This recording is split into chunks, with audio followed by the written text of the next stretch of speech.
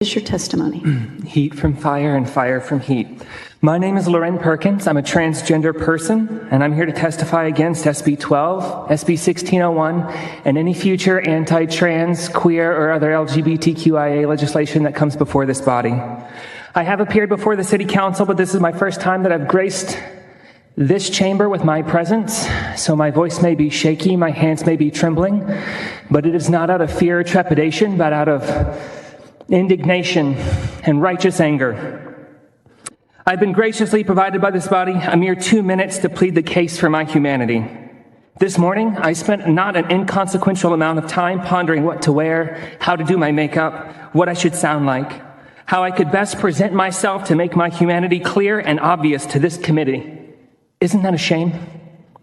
In reality, it should be obvious that I'm deserving of the same rights and privileges afforded everyone else. By hiding your bigotry behind children like cowards, you will find yourself on the wrong side of history. By manipulating the words of an ancient text and shoehorning it into legislation aimed at an at-risk minority population, you liken yourselves to another group that gained popularity in Germany in the 1930s.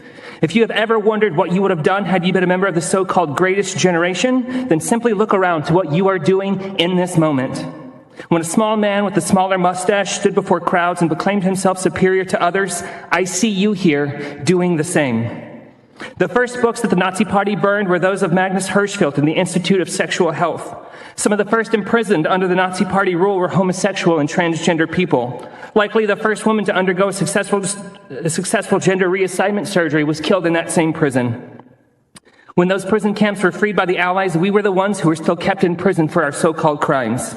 For loving who we love, and for living our truth. We can see through this veneer of legislation and assess the intended target, the continued marginalization and othering of the LGBTQIA plus community. Rhetoric intended to strike fear into the hearts of the people of this state. I will not sit here and debate your fascist ideology, as peddlers of intolerance deserve no such stage on a public forum. I will not appeal to the notions of tax base, of jobs, or business growth in this state. They are inconsequential of the recognition of the basic rights of your fellow human. Thank you for your testimony. The bill is 2 seconds away from the outdated, discriminatory 3 articles laws of the 20th century, and I will not stand for it. We will not stand for it. We may not win today, and we may not win tomorrow, but we will persist as we always have in the fight of your oppression. If you wish to eradicate transgenderism from the public life, as members of your party have said, to quote a hero of yours, you can pry that from my cold, dead hands.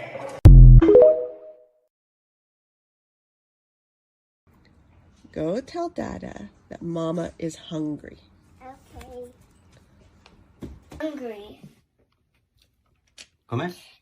Mama is fame. Mamma ha fame? Mamma fame. Mamma ha fame? Vai a chiedere a mamma cosa vuole da mangiare. What did he What say? do you want to eat? What do you want to eat? I want a snack. I want a snack. Mamma vuole uno snack? Sì. Vai a chiedere a mamma che snack vuole. What snack will I do? Huh? What snack will you like to? What snack do I want? Huh? How about a banana? Banana. Banana. Mamma vuole una banana? Mm-hmm. Ok. Andate a chiedere a mamma se vuole anche un po' di acqua col ghiaccio. Okay. Mom, do you want water with ice? Yes. Well, there's some aqua con ghiaccio. Mama want aqua con ghiaccio. Buonissimo.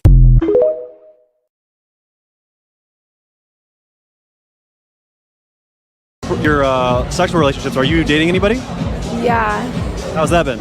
great. I have a normal relationship just like anyone else. If you had a child that wanted to get into an 18-year-old, of course, you would support them getting into it, correct?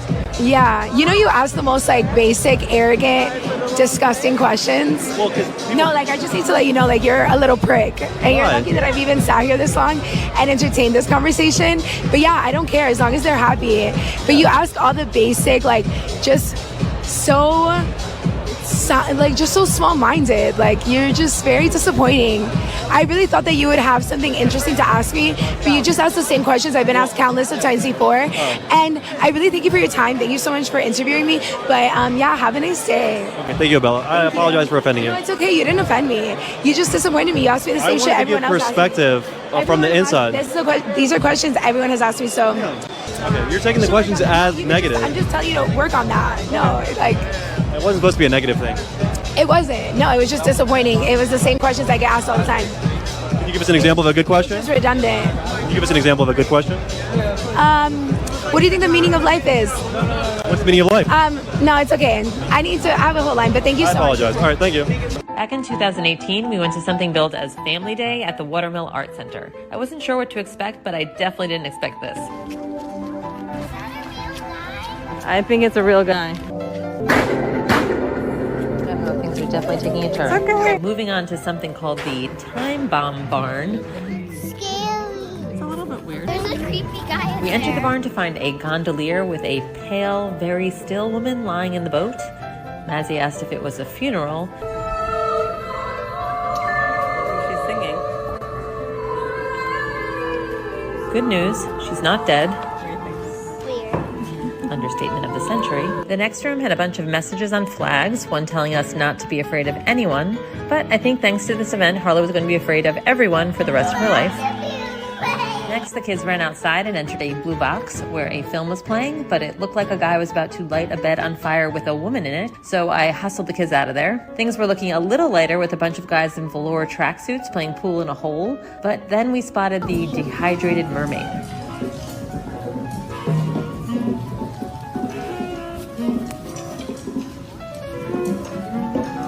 Thankfully, Harlow determined it was not a real mermaid. You see zippers? Right there. Oh yeah, so it can't be real, right? No. We had some cotton candy, checked out the naked people in the What are woods. they doing? I don't know. They're just in their underwear playing with strings from the trees. And Harlow wondered if perhaps they did anything else. Does he do acrobatics? He looks like he does. Music is terrible. Yeah, I think that's part of the art. The mermaid started to catch up with us, so we got to witness her last gasp of breath.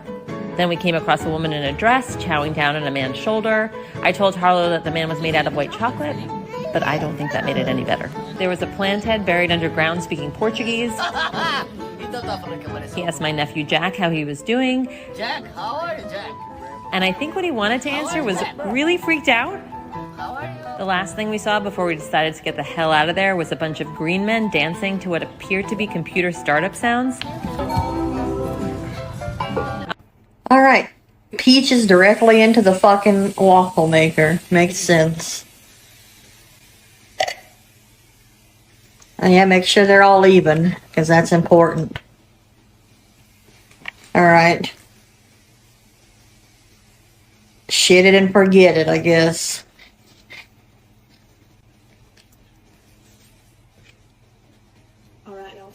What next?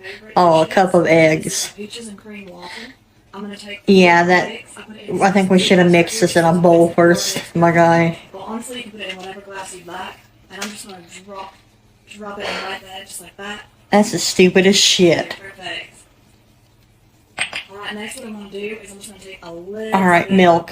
I know that we've agreed that this is fetish videos, but there's still a motherfucker out there making this shit and possibly gonna electrocute their damn selves. I'm gonna take some of my unsalted Okay. sweet cream butter. You better not. A little bit on the healthier side. So what I'm gonna do right here is I cut up 4 squares for you right there. Just like I don't know what the doo-doo shit we're making at this point other than a mess. 2, 3. Yeah, just plop those butters right on top. And this is so perfect. Touch every one. That we're gonna do right here is I'm gonna take some of my biscuits. And I know you have to touch your fucking food to cook it, but you don't have to sit there and like hand fuck everything. Sometimes they can get a little feisty and they just pop on their own, just like that. So you gotta be careful. All right, get your biscuits out. And get crazy. So what I do next, because we want to waffle it, is when I take one of our biscuits, just like Yeah, I think we've seen biscuit dough before, but I thanks. like to smush it almost a Yeah, little play bit. She's fucking like, patty cake and smash that shit into your hand. "Hi, kitty. Oh, Mama Kitty's here." And I'm just gonna put the biscuit right over top like that, and then I take one more biscuit. Yeah, I think we're gonna see a waffle maker die today. Slap the biscuits. Okay. Yeah, I think you slapped the shit out of it. A little bit, and we're gonna put it right here. So we only need 2 biscuits because they're gonna Just expand. 2 pieces. We don't want too much going on right here. We want to just keep it nice and simple. So once you get your biscuits in with your butter and your peaches, it's okay some of the All excess right, stuff. now we're gonna shut the waffle maker now and see what the hell happens. This is gonna be one of the most All right. delicious dishes you've ever tried. So now I'm just going to slowly go ahead and close. Now peaches and cream. Oh, look at that. That's a damn shame. Shutting the lock line like that. Wow. Oh, it's going to be so yummy, y'all. I bet she doesn't have to clean this shit up. And they're always in nice kitchens. Just pissing all over them, basically. You better get ready, because they're shitting all over these walls. I'm not turning this up a notch. We got it at 1. I'm going to bring it to a 5. Yeah. Yeah, that shit's not going to cook, my guy, because it's in a fucking waffle maker. I started to waffle. That's exactly what we want to do. Oh, They have to draw everything the fuck out. This smells so delicious. And really, it's so nutritious, because you got your peaches. Yep. You get your fruit in Del there, Monte. some vitamins. You can see it's got some vitamin C and potassium. I don't think and vitamin D in there. you're worried about the calories or whatever if we're eating this shit. You got yourself the best overall breakfast you could ever ask for. Alright, so Look at those fucking eggs on the counter, makes me mad. check real quick. So just let me tell you what. It's just seeping out the fucking sides.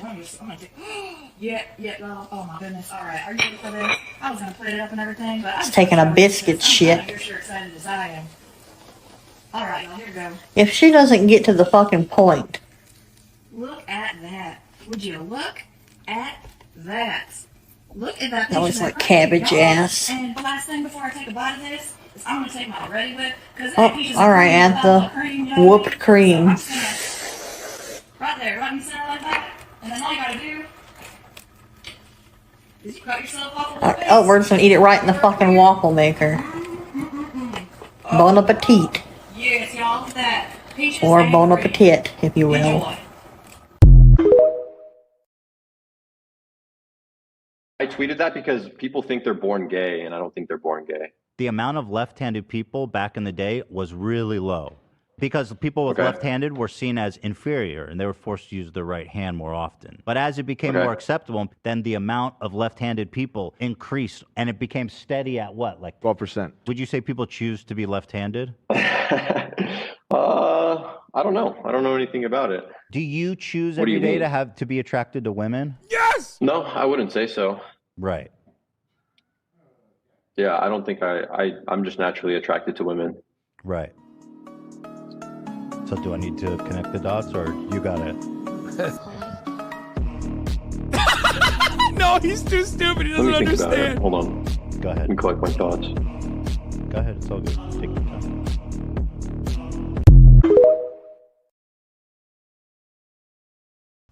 Atheist, what are you going to say when you stand in front of God? Why did you stay hidden? Why did you stay silent?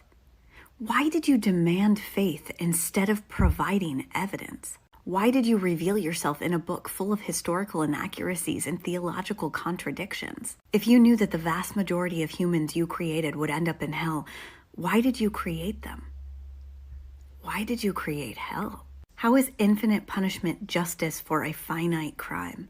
What is the point of torturing someone in hell if they can never get out of it and never learn? Why would you purposely tempt Adam and Eve? Did you want them to fail? I mean, when I had children, I baby-proofed my house. I didn't light a fire in the middle of the living room and tell them not to get close to it. Why didn't you condemn slavery? Why did you create rules explaining to humans how you wanted them to conduct their slave trade? Why are there only 10 commandments? Why did you think keeping the Sabbath day holy was more important to include than not graping people? Did you think it was more important to tell children they needed to respect and obey their parents instead of telling parents not to abuse their children? Why did you make it possible for humans to physically hurt each other? You didn't give us unlimited abilities. I can't just spread my wings and fly. You chose not to give us wings. Why choose to make it possible for priests to grape children?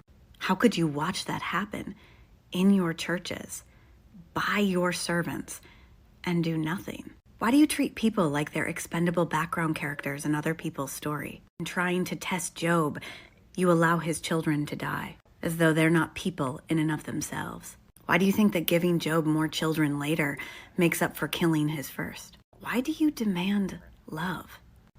Why do you demand worship? Why can you not offer forgiveness freely? Why do you demand human sacrifice? Why do you demand perfection from humans that you acknowledge are incapable of achieving it? Why would you punish people for not achieving something that they're not capable of achieving? When a school fails, we blame administrators.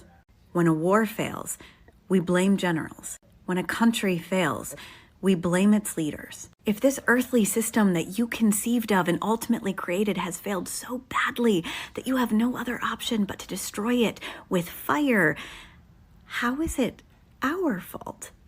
Why do you blame your failed creation? And if you really wanted me to believe that you exist, to trust that you are good, and to be inspired to follow you so that one day I can be the best, most loving version of myself, then why on earth would you send this follower of yours to my page to tell me that he is looking forward to the day I end up in hell? How on earth would that ever win me over? My friend Dan let us make his Tinder account. We made him look like the perfect bachelor. No wig. See, give a wig. Yeah, but hold on like that. You're like backing up from work. Oh, okay. Remember, I did Black and Decker. I knew how to promote a thing. All right. So That's perfect. Hold just like that. Good. Bite your bottom lip. Bite that shit. Shake your bottom lip. How would you bite his bottom lip? Like this. Look. Do it again.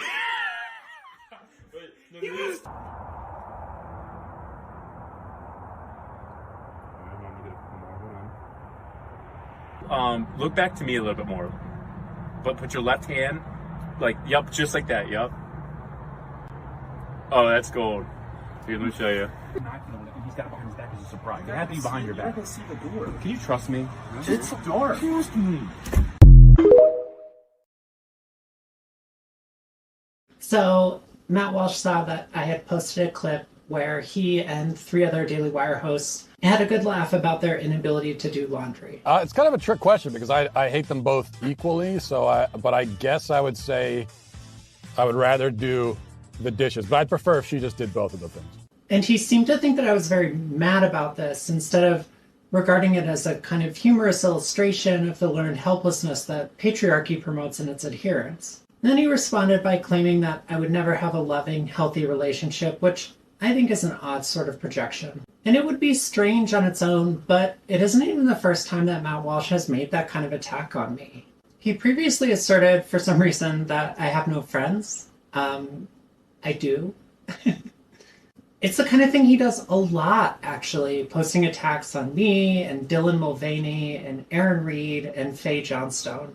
I'm actually pretty sure that I have trans friends who spend less time talking about trans women than Matt Walsh does. But Walsh went even further this time, and he retweeted a photo of me from before I transitioned, along with the old name I used to go by. I don't know how this is supposed to be some kind of own. I make no secret of who I am, who I used to be. I'm not interested in hiding my past. If you are not happy with your name and your appearance, you can just change them. You don't even have to be trans to do that. And perhaps his point was to claim that I will always look on some level like I did then. And certainly that was something I felt quite anxious about before I transitioned. But here's the truth. I have not been misgendered by a stranger outside of the internet since before the pandemic started. Either I blend in just fine, or everyone is really nice about me being trans, and it doesn't really matter which of those is the truth. I am the pilot of my own life. People like Matt will always be there to throw stones from the sidelines, and I'm here to show you how they'll clatter off your wings. People should be angry. They should be angry that their kids in many cases are doing worse than they are going to be doing. They can't afford basic necessities of life. They are angry. And what demagogues say is, don't look at the people who really own the system. Don't look at the ruling class. Don't look at the people who cause the problems. Look at immigrants. Look at people of color. Look at gay people. Look at people who might be different than you. You're supposed to hate them. Let's rally around those hating those people rather than looking at those who are really causing the problems. It's interesting, isn't it? I mean, we've seen it in the UK, in the States as well. And in the States as well, of course. Yeah, certainly. I guess what others would say is, look, you're coming from the radical left. We've seen what happens. I don't think it's all that radical. Do you not? No. That's interesting. fighting for human rights, for economic rights. Is it radical to say that every worker in America or the UK should earn a living wage? Is it really radical to say everybody's entitled to quality health care, quality education, affordable housing? Is it really radical to demand that billionaires start paying their fair share of taxes? I don't think that's radical. I guess what others would say, though, is like, look, if you want to make a change, you can't just sit from the sidelines coming up with these ideas that sound great. You've got to win elections. You haven't won an election in the States. Jeremy Corbyn failed. Well, I beg your pardon. I have won a lot of elections. I am a United States Senator. That's true for the presidency. You're right. I stand corrected. But you get where I'm coming from, that you have to compromise. You have to win from the centre in order to... No, I don't accept that. In fact, the way real change always takes place is when millions of people demand it, and then suddenly you have presidents or prime ministers say, I think that that's a good idea, because they know that millions of people want it. At the end of the day, what struggle is about is working class people standing up and demanding justice, and the people on top will respond to that.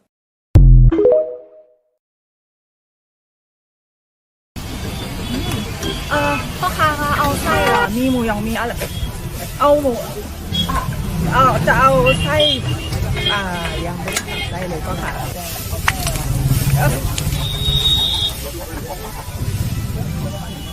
เดี๋ยวพรุ่งนี้มาสั่งใหม่ขอไปล้างหน้าก่อน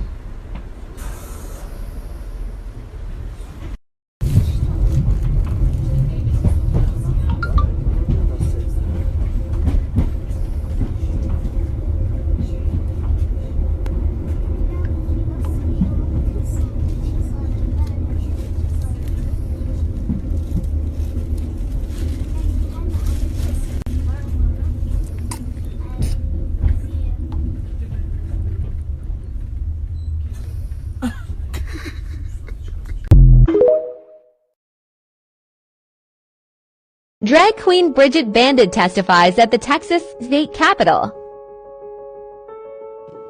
Good afternoon to the chair and committee. My name is Bridget Bandit, and I'm speaking in opposition to SB 12 and SB 1601, which might be obvious. I was born and raised here in Austin, Texas. I grew up in Northwest Austin, where my first job at 15 was teaching summer art camps to elementary school students. I've also worked at the Northwest Austin YMCA as a swim instructor, teaching mostly 3 to 5-year-olds life-saving skills. I've also worked at the main event, hosting children's birthday parties, and volunteering in my church as a youth group leader. I graduated from Texas State with a degree in psychology, during which I took multiple classes on human growth and development. Today, I am a full-time drag queen right here in Austin, where I occasionally hold drag queen story times. These kinds of events don't differ much from the kind of work I did before, yet these laws would impact my ability to work with children simply because of how I am presenting and not actually what I am presenting. These bills discriminate against people based on sex and not the actual content of performances. The only reason this bill would affect me is that most people assume I am male under this costume, and I receive the same kind of treatment as any other drag queen. However, the bill would not directly affect me with the way it currently defines drag, as I am someone who is born female and does drag as a feminine person. Why should I be able to continue the same kinds of events with similar content and costumes, but not my male counterparts? This bill should be more concerned about the content of the performances rather than the sex or gender of the performers. We do want to continue our events like drag story times that are intentionally modified to be appropriate for children. Drag is simply a form of art, and like any form of art, it can be produced by many different kinds of people and be modified for different kinds of audiences. Thank you so much for your time and consideration. Thank you for your testimony. You right now, the fact that I got a little weird with you is because I'm a guy, whatever the fuck. Don't hold that against me right now. All right. I just want a little space. No, I don't care what the fuck you want. I just honestly. I do not care about you honestly wanting a little space right now. All right. Because you know the reason I say that right now is I could leave right now. You'd have no water. Okay. Your carpets aren't clean. Okay. Your fucking blinds aren't up. Yeah. And nothing's taken care of. So if you ignore me right now, even if you look at your phone once, I'm leaving. Okay? Don't look at your fucking phone once. Pay attention to me. I got your carpets, your blinds, and your fucking water on the line. Mm-hmm.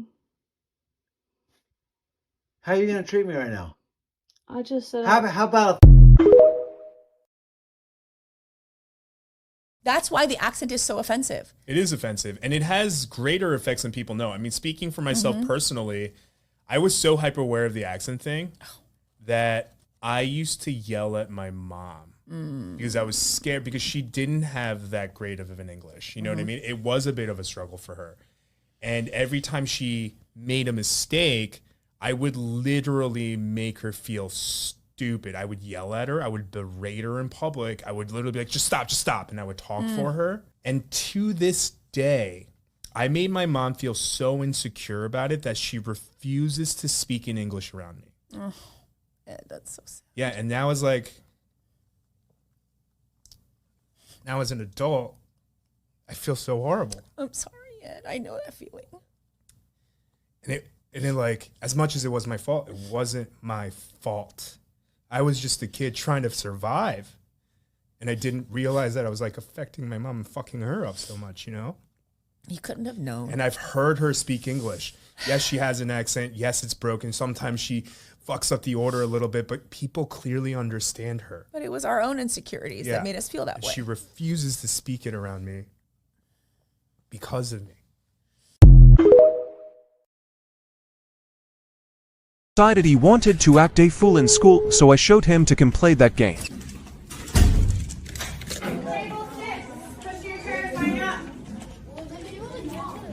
I'm only gonna get one.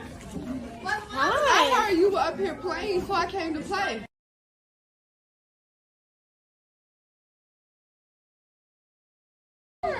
Jazia, come here. Jazia. Hi.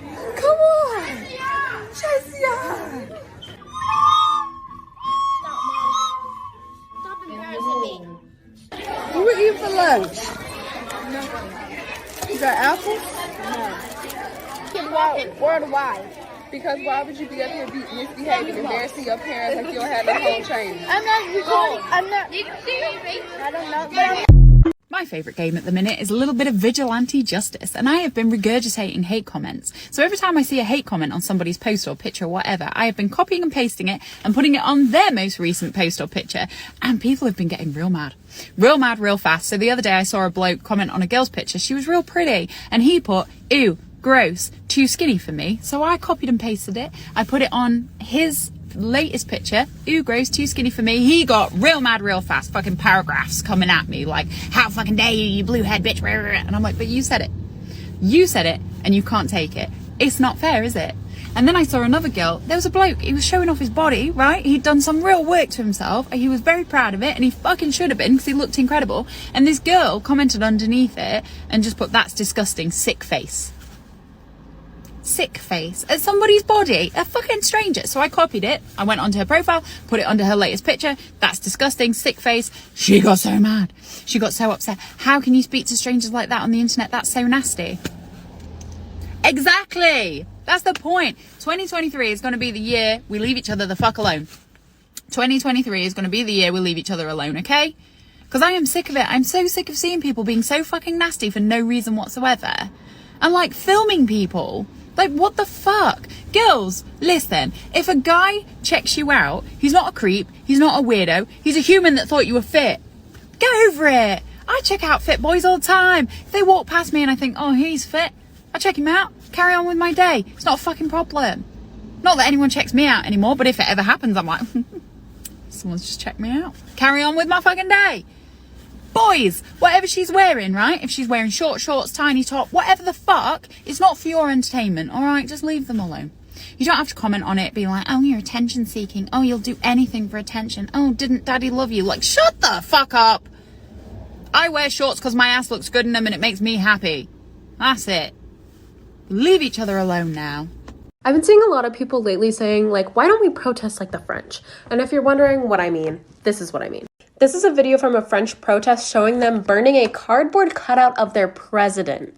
Aptly reminiscent of a funeral pyre because they are threatening the president for raising the age of retirement by 2 years. Now, what I think a lot of you are forgetting is that we did protest like this, and we still continue to do so. Like, do you guys not remember this absolutely badass moment when people burned down the police station in Minneapolis during the George Floyd protests? I was there at Barclays Center getting pepper sprayed, watching police cars run into groups of people. We protest like that. And it's really insidious how hard capitalism has worked to keep us suppressed under the system. A lot of American news outlets worked really hard to villainize the protests that were happening, unless they were absolutely peaceful, maybe shutting down a street or a highway. Even then, they still had rubber bullets and mace and pepper spray and people dying at these protests. And still, American news sources are even painting the French protest as also being violent and bad, something that should be looked down upon. And now I'm seeing a lot of young people in America begging for a general strike, which is absolutely amazing and definitely the direction we need to be heading into, but a lot of you lack theory and actual historical context for how general strikes happen. Oh, but what does capitalism have to do with this? Union busting. I'll tell you right now, union busting. The French are able to throw the fuck down because they believe in their unions. Without unions, we'd have more than a 5-day work week, we'd have more than a 40-hour work week, and we'd still have children being our coworkers. And you also can't have a general strike without absolute work stoppages. Like this. This does not happen without a union planning and providing for people. Like, do you know how fast things would change in America if, like, the trains just stopped? That's why it's illegal for train employees to strike. Norfolk Southern. Or if mail carriers stop striking. And this is how modern day media and capitalism have teamed us to stop us from taking our fucking rights back. Have you ever seen a protest or work stoppage on a major news outlet being shown in a positive light? When teachers struck for better COVID conditions, they were slaughtered in the media. And they were just trying to literally save lives and get better pay for doing their hard work.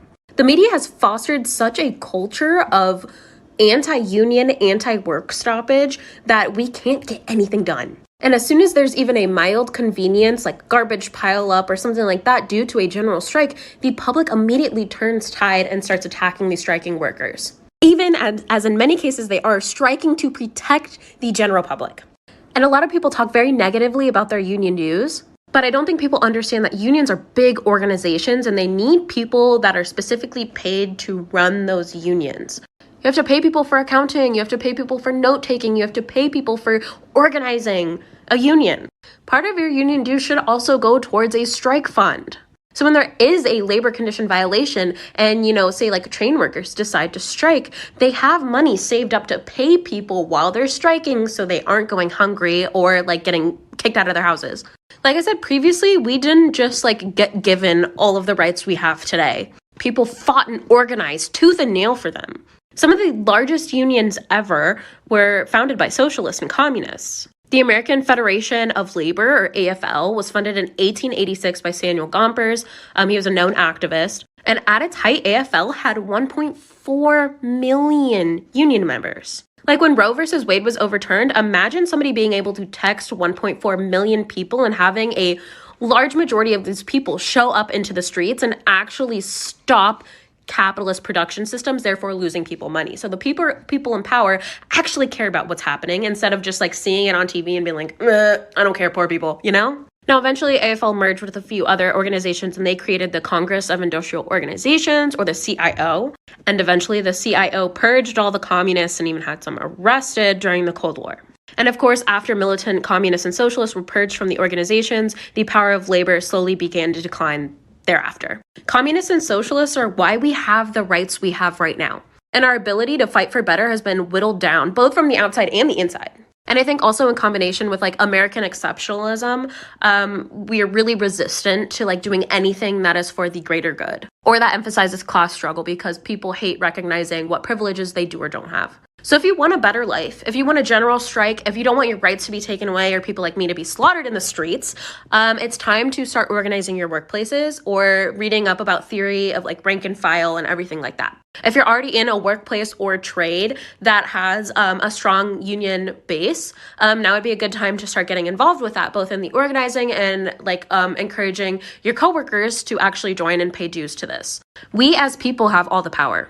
The knowledge that we do has just been beaten out of us systemically for hundreds of years, so that rich people can keep getting richer and we keep getting poorer. And I think now is especially an important time to start learning about the history of organizing and what has won us rights and what hasn't.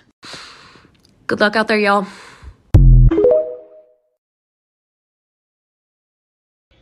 What are you doing? Setting up the camera. Are you about to make a video? Yep. So proud of you. You're so grown up. Mm-hmm. I remember the day you were born. I'm so proud of you. The day I was born? So grown up. The day I was born? Oh, yes! I forgot. I wasn't there. That's my other One kid. kid. That's your other one.